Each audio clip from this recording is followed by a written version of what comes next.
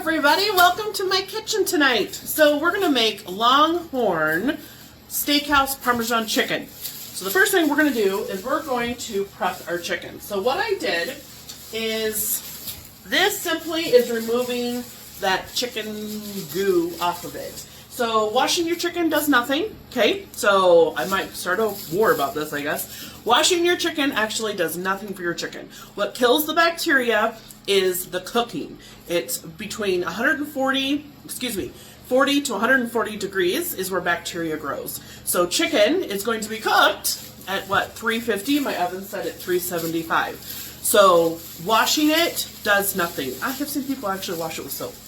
So you can do one of two things. We're going to turn this into cutlets so that it cooks more evenly. So we're going to use our cloves and cut right here. And we're simply going to place the chicken right here. And I'm just using gloves for the sake of simplicity. And you need at least an 8-inch knife. And we're going to put it right here. And we're going to slice that through, just like this, okay?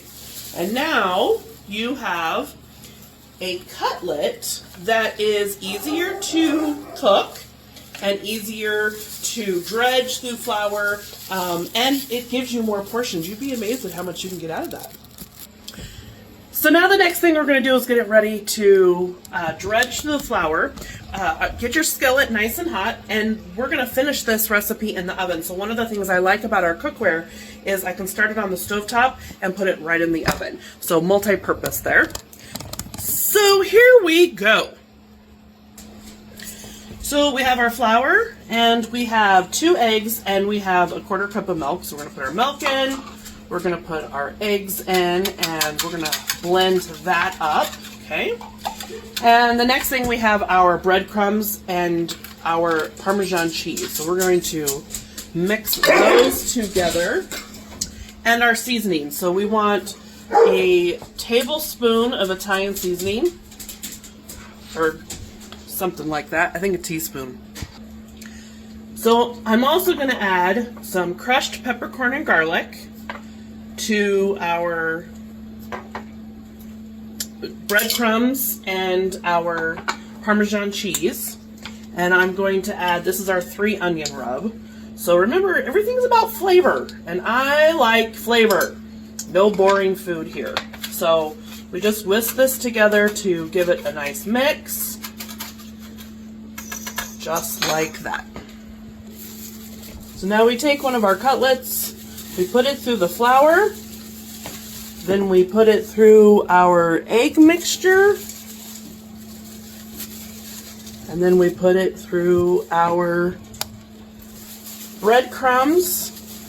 And you don't have to wear gloves, I like to because it makes it easier to me. So less washing hands. Then I'm using butter, but you can use olive oil, and you take your cutlet, you put it right in the pan and let it sizzle. This is what you want your cutlets to look like. We're going to brown them. They don't have to be cooked all the way, but that brown on both sides. Okay, now here comes the yummy part. So we have mozzarella cheese, we have Parmesan cheese, okay, and then we're going to add in garlic Parmesan. And I even have black garlic. You could add in all sorts of different, all sorts of seasonings, whatever you would like. So we're just going to mix this up. And what I did is I separated, so because I turned this into cutlets, it's not as much room. So we're going to do half of it in the oven and the other half in the air fryer. So this is our small pan. So you can see we take our lovely cheese concoction, and we're going to cover these up and bake them for about 20 minutes. And then we're just serving with a salad. Okay, so that is an easy dinner. Something a little bit different. My kid came in and said, oh, we're having crunchy chicken. So don't remember a special name, just call it crunchy chicken.